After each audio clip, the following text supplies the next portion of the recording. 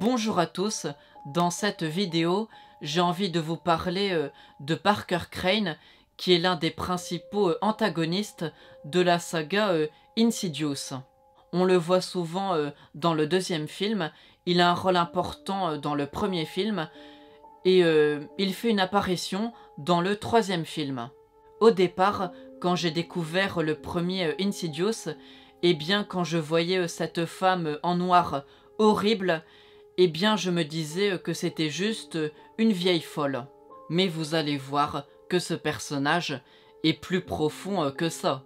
Voilà, je n'ai plus rien à dire en présentation, donc parlons tout de suite de l'histoire de ce personnage. Alors Parker Crane va naître le 19 mai 1920 à Hollister, en Californie. Mais plus tard, on sait qu'il habitera au 8871 Sparrow Avenue à Los Angeles. Bref, le prénom de cet enfant a été choisi par son père. Par contre, à part ça, on ne sait rien de plus sur ce mystérieux Monsieur Crane. Ce qui laisse penser qu'il a quitté sa femme et son fils peu après sa naissance. Après, est-ce qu'il a fui ou est-ce qu'il est mort? On n'en sait rien. Par contre, on en sait un peu plus sur la mère de Parker qui s'appelle Michelle.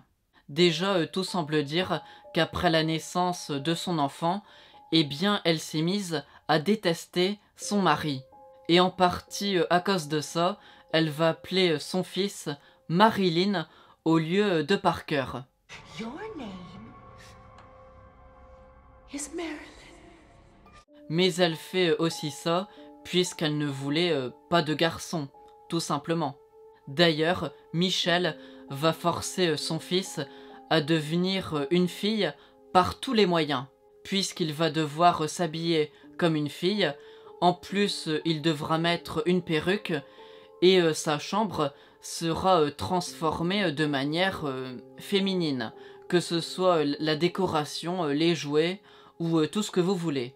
Et pour bien faire comprendre la leçon, elle ne veut pas que son fils fasse ou dise quelque chose qui pourrait l'associer, et bien en fait que c'est un garçon. Par exemple, on verra dans un des souvenirs de Parker que sa mère s'est mise dans une rage folle tout simplement parce que son fils a signé un de ses dessins avec le prénom Parker. Donc il s'est fait crier et frapper dessus juste pour ça. Ça n'est pas une situation très normale. D'ailleurs, on imagine que Michelle lui criait, lui frappait ou le battait régulièrement. De toute façon, un rien la mettait dans une rage folle. Bref, vu que Parker était seul avec elle et constamment rabaissé, eh bien sa mère avait beaucoup d'emprise sur lui. C'est vrai que par moments, il a déjà essayé de s'en détacher, mais à chaque fois, la mère était la plus forte.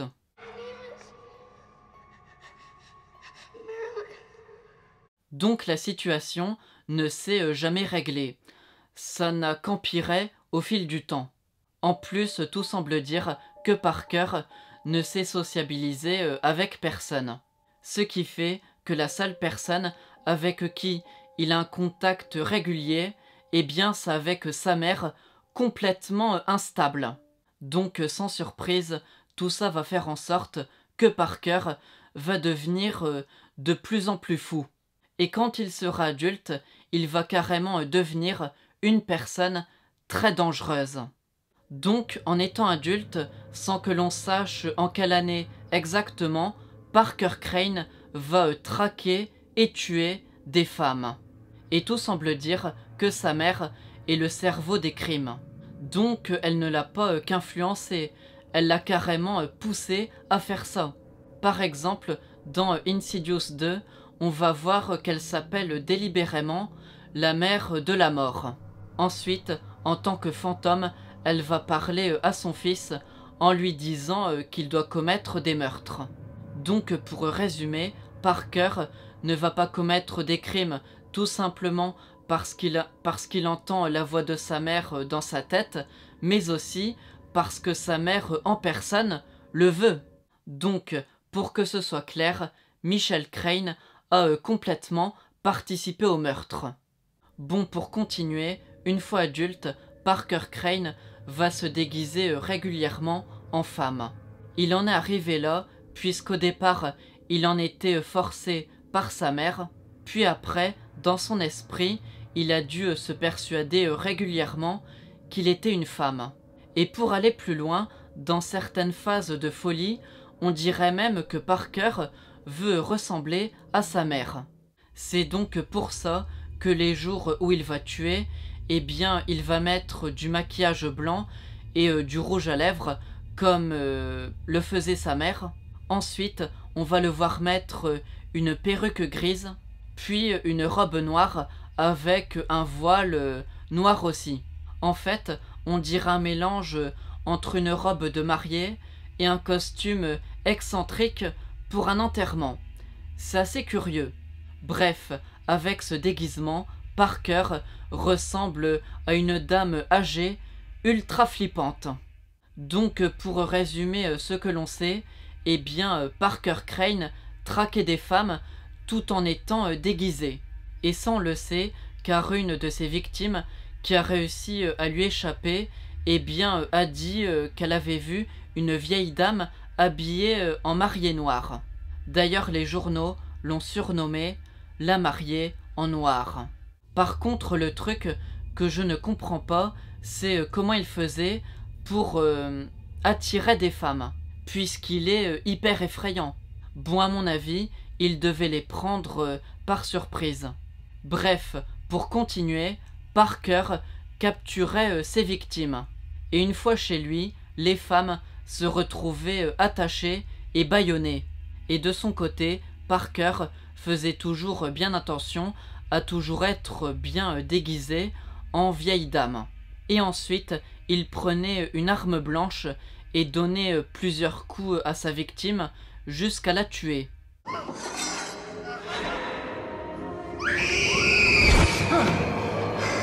Pour donner un chiffre, on entend dire qu'au moins 15 femmes ont été tuées. Apparemment, il n'y en aurait pas beaucoup plus, mais je n'en sais rien. Sinon, ce qui est surprenant, c'est que Parker n'a jamais été arrêté par la police. D'ailleurs, on pense que son déguisement aurait pu lui permettre d'échapper aux soupçons, tout simplement puisqu'une femme était peut-être recherchée. Bon, après, je précise quand même que Parker ne s'est pas déguisé en priorité par ruse, mais c'est parce qu'il voulait être une femme quand il commettait ses meurtres. En fait, on peut dire que c'est son identité meurtrière.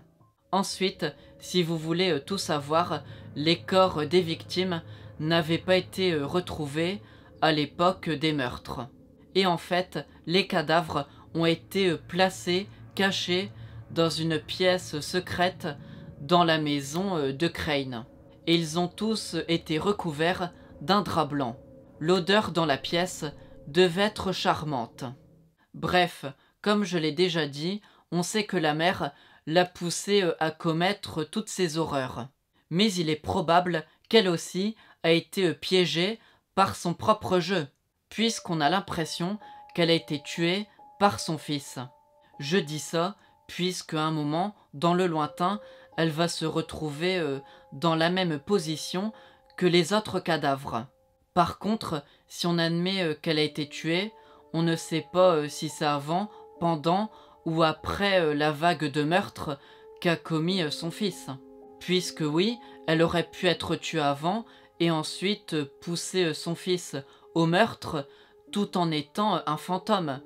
Puisque quand on regarde le deuxième Insidious, on voit qu'elle a ce pouvoir.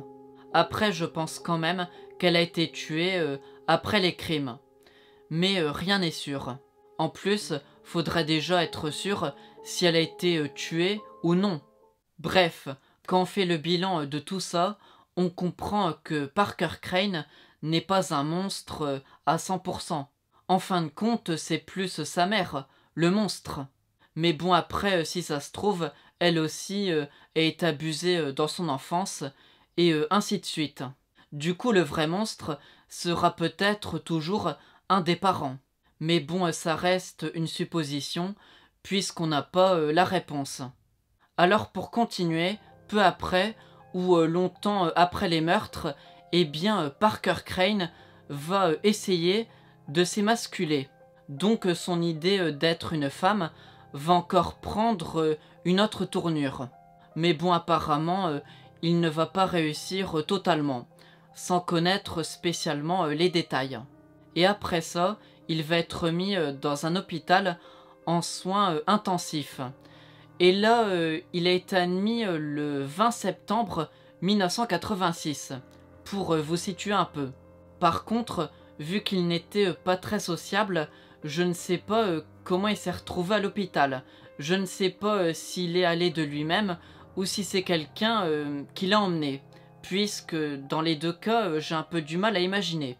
Bon, dans tous les cas, une fois à l'hôpital, il va voir le jeune Josh Lambert près de lui, et il va l'attraper en criant comme un fou.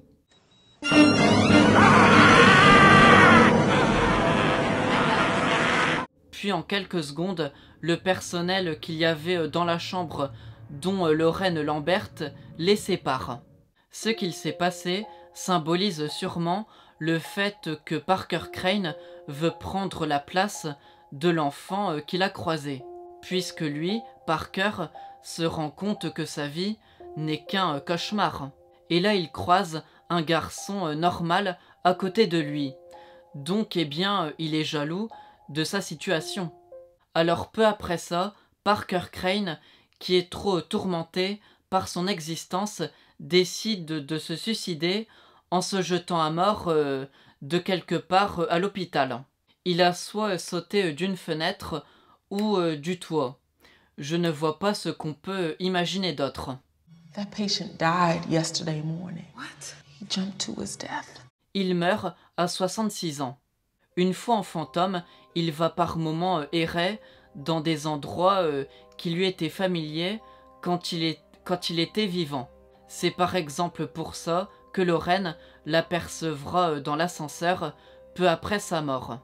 Mais vu que Parker Crane reste une âme tourmentée, eh bien son esprit va se diriger vers le lointain, puisque c'est là où justement se trouvent eh bien les âmes tourmentées. Là-bas, il emmènera ses souvenirs avec lui. Donc sa mère tyrannique, ses meurtres, ses déguisements en fille, ses frustrations, etc. Sinon, quand j'avais tourné cette vidéo, eh bien j'avais oublié de dire que dans le lointain, eh bien Parker devait être régulièrement en contact avec sa mère, puisqu'elle aussi, une fois morte, en fantôme, eh bien elle devait faire partie de ce monde. Mais il n'y a pas que du négatif, puisque par moments, il semble comprendre que sa mère est folle. Et il se représente parfois comme un garçon qui essaye de revenir à la raison. My name is Parker! Par contre, ce bon côté ne représente qu'une petite partie de lui-même. Et vu qu'il est insatisfait de son existence, eh bien il va avoir une nouvelle idée en tête. Et cette idée, c'est de devenir à nouveau un garçon pour vivre une nouvelle vie normale.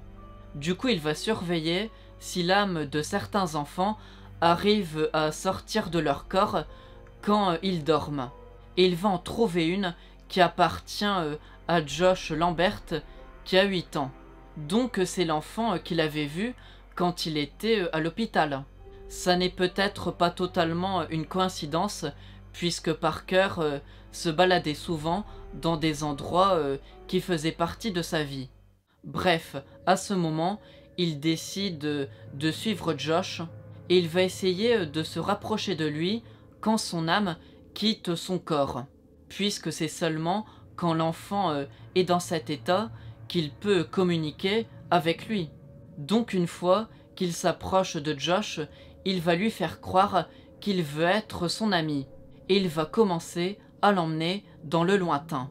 En plus, il lui rend visite toutes les nuits, Et quand il n'est pas dans le lointain, Parker hante la maison, en particulier la chambre de Josh.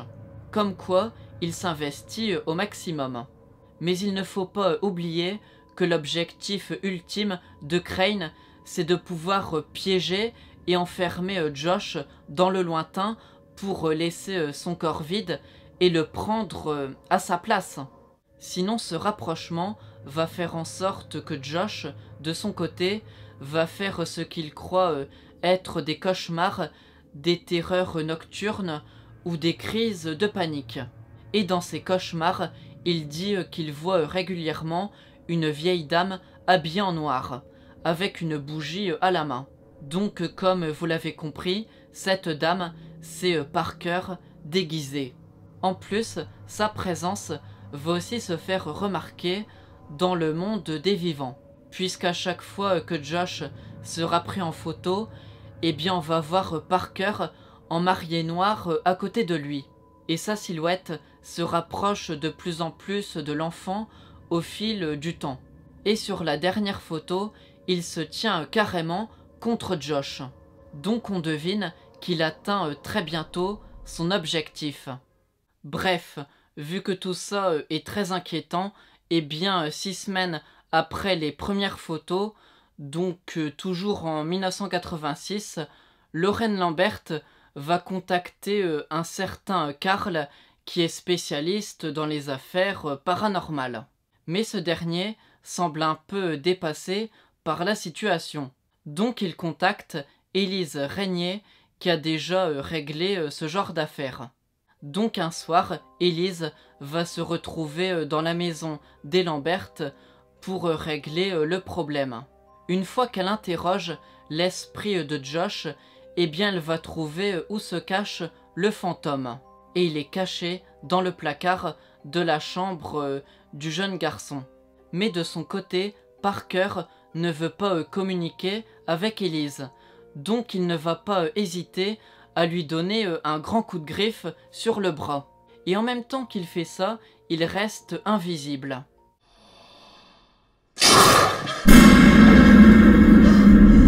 Bon, Élise, qui a compris qu'il s'agissait d'une entité parasite, va faire en sorte que Josh ne puisse plus voyager dans son sommeil.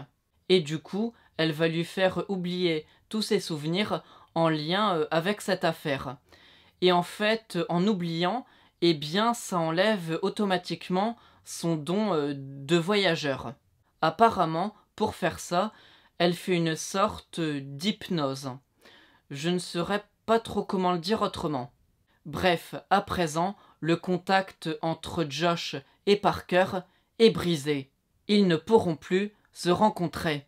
Sinon, pour information, une fois que Josh oublie ou refoule tous ses mauvais souvenirs, eh bien, il ne sera plus jamais pris en photo. Comme ça, on est sûr de ne plus voir des choses bizarres là-dessus. D'ailleurs, après ça, Josh aura une peur subconsciente d'être pris en photo. Donc, après l'intervention d'Élise, Parker Crane n'arrivera à posséder personne. Il va rester un esprit tourmenté, enfermé dans le lointain pendant plusieurs années. Cela dit, à la fin des années 2000, en quête de vengeance, il tente de retrouver Élise, puisqu'à cause d'elle, il n'avait pas réussi sa mission. Et il faut savoir qu'à un moment, Élise va retourner encore une fois dans le lointain pour aider la famille Brenner dans le film Insidious 3. Mais durant ce voyage, Parker va profiter de l'occasion pour étrangler Élise. Mais l'âme d'Élise va quitter brusquement le lointain pour revenir dans le monde des vivants, puisqu'en fait on a réussi à la réveiller. Du coup, Élise échappe à Parker, mais elle a quand même eu peur de ce qui s'est passé. Du coup, pour le moment, elle décide d'arrêter de faire ce genre d'expérience. Mais plus tard, en partie grâce à Carl, elle va décider de combattre ses peurs. Et elle va accepter de retourner vers le lointain pour affronter l'homme qui ne peut respirer. donc le démon. Puis en route, elle va rencontrer à nouveau Parker, toujours en robe noire, qui l'étrangle. Et en plus, il jure qu'elle va mourir de cette manière. This is how you die. Mais Elise arrive à le frapper, à le repousser et à le faire fuir. En plus, Elise lui dit « Come on, bitch ». Cette réplique n'était pas nécessaire, mais elle m'a fait rire. Bref, un bon moment plus tard, en 2010, Dalton Lambert, donc le fils de Josh, qui lui aussi a le pouvoir de voyager dans d'autres mondes, eh bien va se faire avoir par le démon au visage rouge. Et l'esprit de Dalton va être enfermé dans le lointain, plus précisément dans l'antre du démon. Plus tard, quand Elise tente de rentrer en contact avec Dalton, eh bien Specs va écrire de nombreuses insultes qui sont en fait dites par un esprit malveillant envers Elise. Et il est fort probable que ces insultes ont été dites par Parker. Bref, pour régler la situation avec Dalton, eh bien il est prévu que Josh aille dans le lointain pour le récupérer. Et pour ça, Elise et Lorraine vont devoir expliquer à Josh ce qui lui est arrivé durant son enfance, puisqu'il faut qu'il comprenne dans quel endroit il va mettre les pieds. Par contre, lui faire rappeler ses souvenirs et le faire voyager, eh bien vont permettre à Parker Crane de pouvoir à nouveau rentrer en contact avec Josh après environ 24 ans. Donc comme prévu, Josh va aller dans le lointain pour sauver son fils. Il va réussir et ils quittent tous les deux l'antre du démon rouge. Ensuite, Josh et Dalton s'approchent de la sortie, mais le père va commencer à fatiguer. Du coup, il envoie son fils prendre de l'avance. Et juste après, Josh va revoir Parker Crane. Ils sont séparés par une vitre, mais ils sont bien dans le même monde. De son côté, Parker est habillé en marié noir. Il a une bougie à la main, il regarde Josh tout en ricanant et en ayant une apparence horrible. Get away from me! Get away from me! Josh crie qu'il n'a pas peur de lui, mais ça n'empêchera pas qu'il ne va plus maîtriser la situation. Puisque dans les secondes qui suivent, Parker va se diriger rapidement vers le corps de Josh et il arrivera en premier. Du coup, Parker se réveille tout de suite dans ce nouveau corps. Ce qui fait qu'à l'inverse, l'âme de Josh va rester enfermée dans le lointain. Sinon, de son côté, Dalton va aussi se réveiller. Et Parker imite la réaction qu'aurait fait Josh face à la situation qui semble réglée. Mais peu de temps après, notre pauvre Parker va déjà être démasqué, puisqu'au moment où il parlait à Elise, eh bien elle, de son côté, avait l'intuition que quelque chose n'allait pas. En étant proche de lui, elle a ressenti ça comme ça. Donc, pour en avoir le cœur net, elle l'a pris en photo contre son gré. Et là, sur la photo, elle va voir qu'à la place de Josh, eh bien, il y a Parker Crane en marié noir avec son sourire flippant. Donc, vu que Parker est démasqué et qu'il déteste Elise, eh bien, d'un coup, il va s'énerver comme un fou et il va se jeter sur Elise en l'étranglant de toutes ses forces.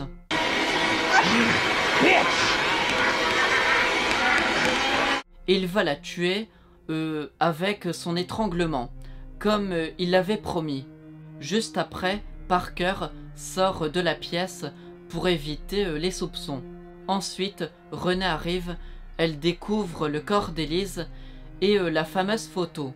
Puis Parker revient et il fait comme s'il découvrait la scène de crime. Par contre, les soupçons vont quand même se tourner vers Josh, puisque personne ne l'a vu au moment du crime.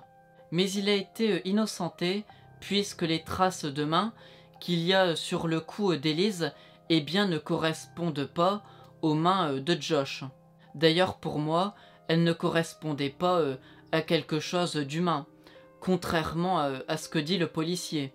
Puisqu'en fait, les traces de mains que l'on voit sont celles de Parker, mais en version démoniaque, comme au moment où il avait griffé Elise au bras.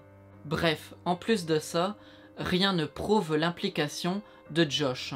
Et on recherche plutôt la dame bizarre que l'on voit sur la photo. Tout ça fait que Parker va pouvoir utiliser le corps de Josh en toute impunité. Alors pour continuer, après que tout le monde ait été entendu par la police, eh bien Parker Crane va décider de suivre eh bien ce qu'il considère être sa nouvelle famille. Et il vole avec eux jusque dans la maison de Lorraine qui a décidé de les héberger pendant quelques jours. D'ailleurs cet endroit lui est familier puisque c'est là où se trouvait Josh quand Crane le traquait en 1986. Par contre, Parker Crane ne pourra pas profiter de cette nouvelle vie pendant longtemps, puisque plusieurs soucis vont arriver. Déjà, le premier problème, c'est que l'esprit du vrai Josh va créer certains phénomènes paranormaux pour alerter sa famille de la situation. Bon, il n'y arrivera pas totalement, mais ça va quand même perturber et énerver Parker. Deuxième souci, Parker n'est pas Josh. Donc, certaines de ses actions ou certaines de ses paroles sèment le doute. Par exemple, il a l'air moins sympathique et il se montre un peu trop rassurant face à certains phénomènes très étranges. Du coup, Lorraine et ensuite René vont douter sur ce qui se cache dans le corps de Josh. Ensuite, troisième problème, le corps de Josh va vieillir de manière extrêmement rapide. Il vieillit à vue d'œil. Pour symboliser ça, on va le voir par exemple perdre une dent. En plus, ce vieillissement incontrôlable va affaiblir le corps. Mais bon, il arrive à garder une certaine force quand il est énervé. Pour info, ce vieillissement est dû au fait que le corps de Josh fonctionne normalement seulement s'il abrite l'âme de Josh et non une autre. Et c'est peut-être aussi lié que l'âme de Parker appartient à un monde qui n'est pas celui des vivants, donc ça fait comme un choc. Bon, pour continuer, le quatrième gros souci pour Parker, c'est que sa mère, Michelle Crane, a réussi à le retrouver. Et vu qu'elle est toujours folle, elle va dire à son fils eh bien qu'il doit tuer la famille Lambert pour que le corps de Josh redevienne normal. Évidemment, ça n'a aucun rapport. Mais Parker se fait encore avoir par sa mère puisqu'il n'a jamais réussi à se détacher de son emprise mentale. Sinon, avec ça, on comprend que sa mère veut toujours que son fils soit un meurtrier. Elle n'a pas changé, cette folle. D'ailleurs, elle, de son côté, ne reste pas enfermée dans le lointain, puisqu'en tant que fantôme, elle va par moments se balader dans la maison de Lorraine. Elle va même rapidement faire du mal au bébé qui s'appelle Callie, puisqu'en fait elle s'en occupe comme elle s'est occupée de Parker, donc en faisant n'importe quoi. Et après, elle attaque la mère de Callie, donc René, en l'assommant, après l'avoir frappée. En plus de ça, Michelle va suivre régulièrement son fils. Elle va lui parler et elle va tout faire pour qu'il réussisse à tuer à nouveau. Par exemple, elle ira jusqu'à piéger Lorraine, Carl, Specs et Tucker en se faisant passer pour l'esprit d'Elise. Elle va même les faire revenir dans son ancienne maison pour y faire tomber un lustre sur Lorraine et Carl pour les tuer. Mais pas de chance, ils vont réussir à s'échapper. Cela dit, Michelle est un peu bête de les avoir emmenés dans sa maison, puisque maintenant, les gentils de l'histoire ont encore plus d'indices. Sinon, de son côté, Parker essaye par moments de combattre la voix de sa mère. Mais elle est trop forte, et il se laisse guider par elle. En plus de ça, Michel et Parker ne sont pas les seules âmes tourmentées que l'on va trouver dans la maison de Lorraine, puisque les femmes victimes de Crane vont rapidement se manifester en tant que fantômes. Par exemple, durant une scène la nuit, elles seront auprès de Dalton. Elles vont lui demander de l'aide et elles vont essayer de prendre son corps. Mais heureusement, Dalton va être réveillé par sa mère. Ce qui me surprend, c'est que ces âmes tourmentées ne vont pas s'en prendre à Parker ou à Michel Crane. Pourtant, c'est eux la source de leurs problèmes. Bref, pour continuer, Carl va rendre visite à Parker. Il le questionne sur le lointain et en particulier sur la dame en noir. Parker va rapidement deviner que Carl connaît la vérité et que c'est un piège. Du coup, prétextant lui prendre un verre d'eau, il prend aussi un couteau. Il le cache derrière lui, puis il décide d'agresser Carl. Mais Specs et Tucker vont débarquer.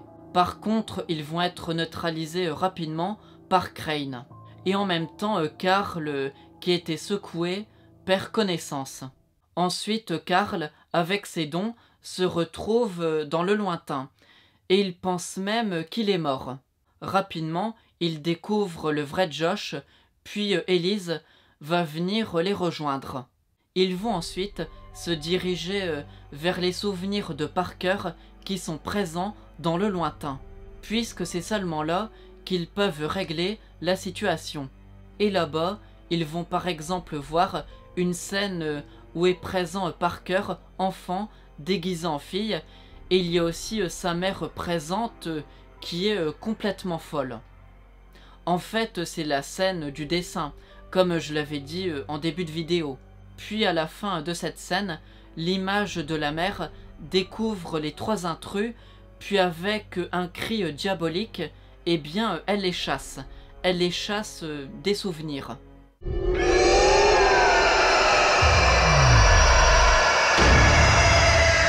Bref, en parallèle à ça, Parker va envoyer un message, un SMS à Lorraine en se faisant passer pour Tucker pour lui faire croire que la situation est réglée. Donc Lorraine et René reviennent vers la maison. Mais là, Parker les a pris au piège et les attaque.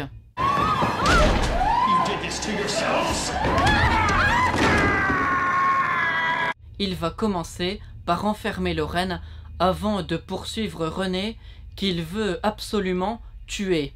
Ils vont se battre et à un moment, il va en profiter qu'elle soit de dos pour lui balancer une théière à l'arrière de la tête, ce qui va la faire tomber. Et là, Parker en profite qu'elle soit à terre pour l'étrangler. Mais comme par hasard, Dalton rentre au même moment et il en profite pour donner un coup de batte de baseball sur la tête de Parker, du moins le corps de Josh. Vous avez compris. Du coup, René et ses deux fils s'enfuient vers le sous-sol, vers la buanderie, et ils s'enferment.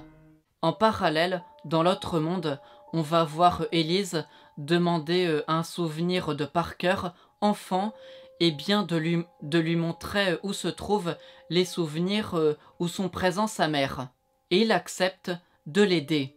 Par contre, dans le monde des vivants, c'est différent, puisqu'on va voir Parker avec un extincteur en train de défoncer deux portes et un mur qui les séparait de ses trois cibles.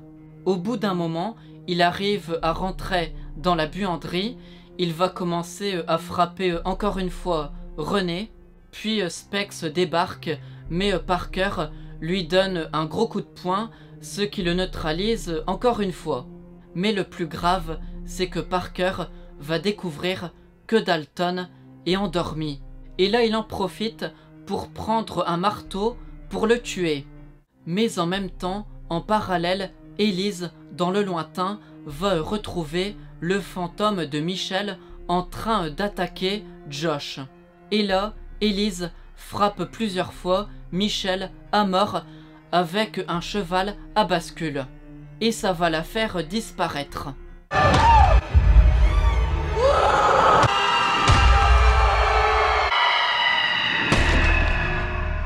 Ça détruira aussi, en quelque sorte, l'emprise qu'elle avait sur son fils. Donc, ça effacera son pouvoir dans l'esprit de Parker.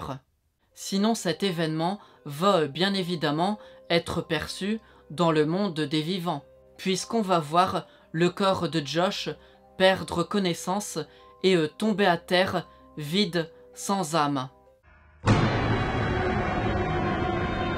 Puisqu'en fait, la mère disparue a automatiquement fait quitter l'esprit de Parker du corps de Josh. C'est magique. Après ces événements, Parker et Michel Crane ont apparemment quitté le lointain.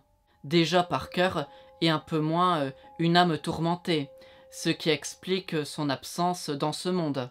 Et en plus, si je ne me trompe pas, on va voir ses souvenirs disparaître du lointain. Et pour Michel, on ne sait pas. Certains sur internet disent qu'elle serait partie dans une sorte d'enfer, mais on n'en sait rien. En fait, pour savoir ce qu'ils sont devenus, eh bien, faut laisser place à notre imagination. Bon, sinon, pour parler vite fait des vivants, eh bien, Josh, Lambert et Carl ont réussi à réintégrer leur corps, en partie grâce à Dalton, qui les a aidés eh bien, à retrouver la sortie du lointain. Et ensuite, Carl va faire oublier les souvenirs de Josh et de Dalton en lien avec le voyage astral. Comme ça, ils ne seront plus des voyageurs de leur vivant. Avant de finir, je voulais faire le point sur 4 choses. La première, c'est qu'il est possible que Parker ait prémédité son suicide à partir du moment où il a rencontré Josh. Et en fait, en le voyant à l'hôpital, eh bien, il aurait pu se dire eh bien, qu'une fois mort, il aurait pu essayer de le posséder pour être à sa place. Mais pour que cette théorie soit valide, eh bien, faut qu'il connaisse l'existence des autres mondes, eh bien, de son vivant. Et ça, on n'en est pas sûr. Deuxième point dont je voulais parler, eh bien, c'est que j'ai pas l'impression que Parker Crane ou sa mère ont beaucoup de liens avec le démon au visage rouge, donc le démon le plus connu.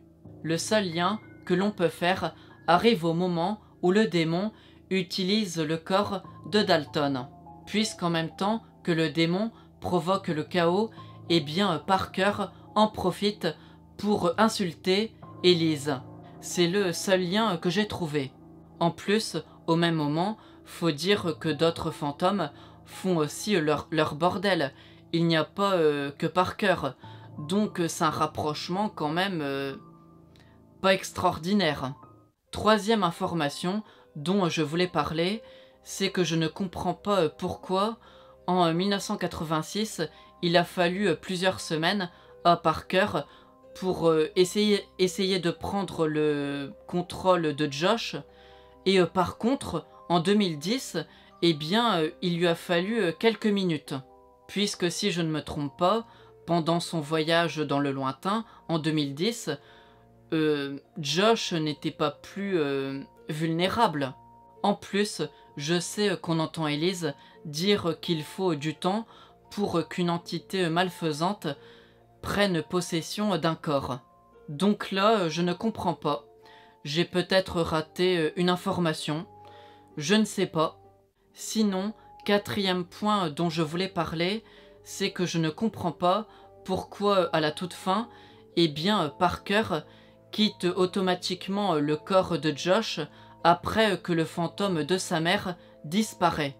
Puisque normalement, pour moi, Parker aurait dû rester dans le corps de Josh. Mais peut-être en étant moins violent par la suite, vu que l'influence de sa mère a disparu. Et en fait, il aurait fallu trouver un autre moyen pour que l'esprit de Parker quitte le corps de Josh par la suite. Puisque oui, il aurait fallu régler ce problème, quoi qu'il arrive. Bon, évidemment, ça a été fait dans le film, mais ça a été fait de manière un peu rapide. Bon ben, je crois avoir tout dit sur le personnage de Parker Crane. Bon, après, j'ai découvert, il y a peu de temps, qu'il y aurait un Insidious 5. Donc peut-être qu'on va encore rajouter un truc sur l'histoire de Parker Crane. Bon, après, j'imagine que non, vu qu'on a quand même fait pas mal de choses. Mais avec les suites de films d'horreur, franchement, on peut s'attendre à tout. Voilà, cette vidéo est terminée. J'espère qu'elle vous a plu.